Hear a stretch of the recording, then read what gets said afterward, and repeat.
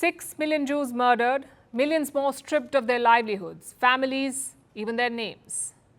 These were the horrors of the Holocaust. It was orchestrated during the Second World War by Nazis between 1933 and 1945.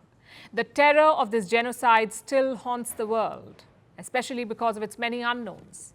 One of them relates to the wartime pontiff, Pope Pius XII. During the war, he never condemned Adolf Hitler. He never spoke up against the Holocaust. And for decades, the Vatican has defended this silence. They say, and I'm quoting, the information they had at the time was vague and unverified. That's their excuse. But what if it wasn't?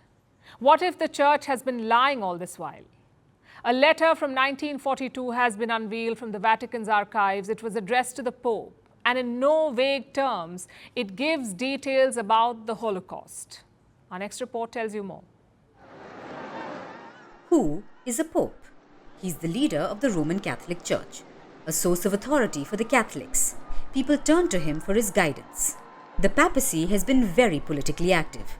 No matter the pope, this has been a trend throughout history. So how come a pope during World War II remained silent over the Holocaust? How come he never condemned Adolf Hitler? We're talking about Pope Pius XII. He's one of the most controversial popes. He never spoke up against the genocide of the Jews. The Holocaust. It happened between 1933 and 1945. 6 million Jews were murdered.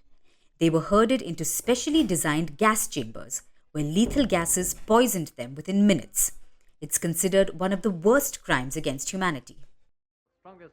So it's baffling that a wartime pope wouldn't condemn such atrocities, especially as millions looked to him for guidance.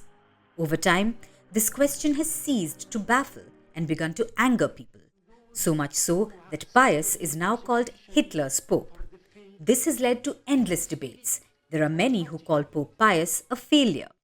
But then there are others who say that he was being diplomatic. By not irking Hitler, he prevented a backlash. The Vatican has sided with neither. It simply claims the papacy didn't know enough or any better, saying the information it had at the time was unverified and vague. Even so, pressure grew to the extent that the Vatican relented. In 2020, it opened its secret archives on Pius. Pope Francis said the Church is not afraid of history. On the contrary, the Church loves history, and the Church would like to love history more and better, as God loves history. We have no fear. The good that Pius did was so great that it will dwarf the few shadows.